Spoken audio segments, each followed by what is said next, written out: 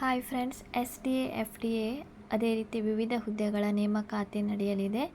ಕಾರ್ಮಿಕ ಇಲಾಖೆ ಮತ್ತು SSCಯಲ್ಲಿ ನೇಮಕಾತಿ ನಡೆಯಲಿದ್ದು, ಇದು 10ನೇ ತರಗತಿ 12ನೇ ತರಗತಿ ಡಿಗ್ರಿ ಡಿಪ್ಲೊಮಾ ಆದವರಿಗೆ ಇದು ಒಂದು ಒಳ್ಳೆಯ ಅವಕಾಶ ಆಗಿದೆ.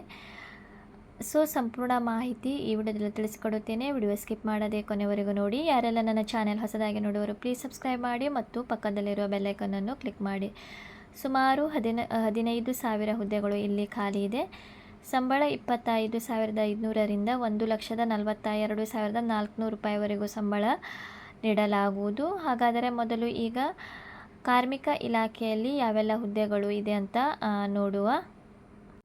ಇಲಾಖೆ ಹೆಸರು ಕರ್ನಾಟಕ ಕಟ್ಟಡ ಮತ್ತು ಇತರ ನಿರ್ಮಾಣ ಕಾರ್ಮಿಕರ ಕಲ್ಯಾಣ ಮಂಡಳಿ.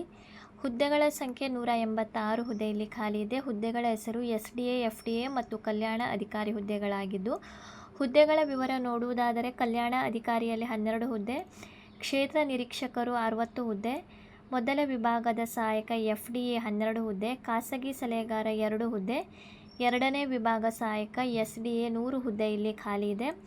ಸಂಬಳ ನೋಡುವುದಾದರೆ 21,400ರಿಂದ 70,850 ರೂಪಾಯಿವರೆಗೂ ಸಂಬಳ ನೀಡಲಾಗುವುದು. ವಯಸ್ಸಿನ ಮಿತಿ ಇನ್ನೂ ಕೂಡ ಇದು ನೋಟಿಫಿಕೇಷನ್ ಬಿಟ್ಟಿಲ್ಲ.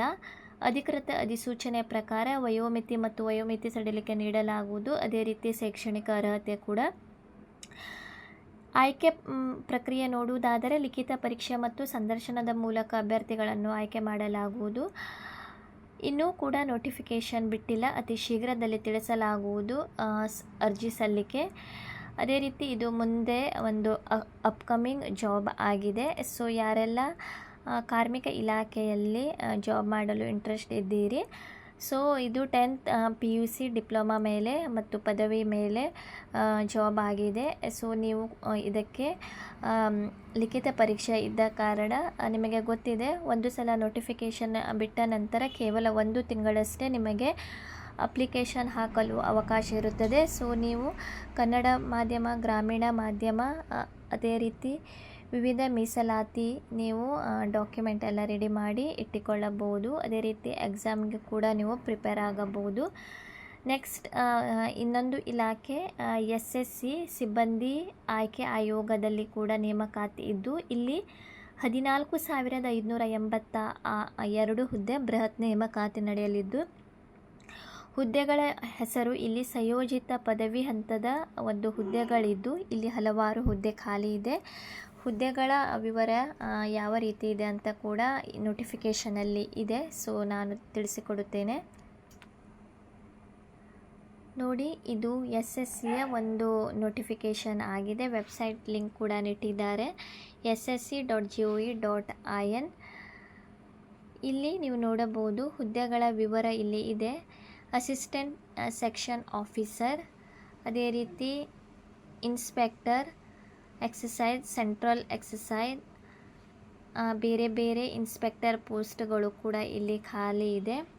ನೀವು ಇಲ್ಲಿ ನೋಡಿಕೊಳ್ಳಿ. ಅಪ್ಲಿಕೇಶನ್ ಹಾಕುವಾಗ ನೋಟಿಫಿಕೇಷನ್ ಲಿಂಕನ್ನು ನಾನು ಡಿಸ್ಕ್ರಿಪ್ಷನಲ್ಲಿ ನೀಡುತ್ತೇನೆ. ಅದೇ ರೀತಿ ಏಜ್ ಲಿಮಿಟ್ ಕೂಡ ಬೇರೆ ಬೇರೆ ಹುದ್ದೆಗೆ ಬೇರೆ ಬೇರೆ ಏಜ್ ಲಿಮಿಟ್ ಕೂಡ ಇದೆ.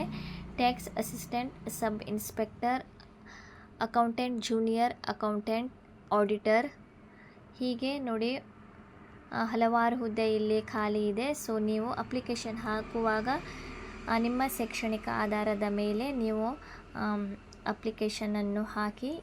ಲಿಂಕನ್ನು ನಾನು ಡಿಸ್ಕ್ರಿಪ್ಷನಲ್ಲಿ ನೀಡುತ್ತೇನೆ. ಅದೇ ರೀತಿ ಸ್ಯಾಲ್ರಿ ಕೂಡ ಬೇರೆ ಬೇರೆ ಹುದ್ದೆಗೆ ಬೇರೆ ಬೇರೆ ಸ್ಯಾಲ್ರಿ ಇದೆ. ನೀವು ಹೆಚ್ಚಿನ ಮಾಹಿತಿಗಾಗಿ ವೆಬ್ಸೈಟ್ನಲ್ಲಿ ಹೋಗಿ ನೀವು ಅಪ್ಲಿಕೇಶನನ್ನು ಹಾಕಬೇಕು. ssc.gov.in ಇದು ವೆಬ್ಸೈಟ್ ಆಗಿದೆ. ಸಿಬ್ಬಂದಿ ಆಯ್ಕೆ ಆಯೋಗದ ಒಂದು ವೆಬ್ಸೈಟ್ ಲಿಂಕ್ ಕೂಡ ನಾನು ಡಿಸ್ಕ್ರಿಪ್ಷನಲ್ಲಿ ನೀಡುತ್ತೇನೆ ಫ್ರೆಂಡ್ಸ್. ನೋಡಿ ಸಂಬಳದ ವಿವರ. ಇದಕ್ಕೆ ಉದ್ಯೋಗದ ಸ್ಥಳ ಆಲ್ ಓವರ್ ಇಂಡಿಯಾ ಇರುತ್ತದೆ. ಆನ್ಲೈನ್ ಮೂಲಕ ನೀವು ಅರ್ಜಿಯನ್ನು ಸಲ್ಲಿಸಬೇಕು.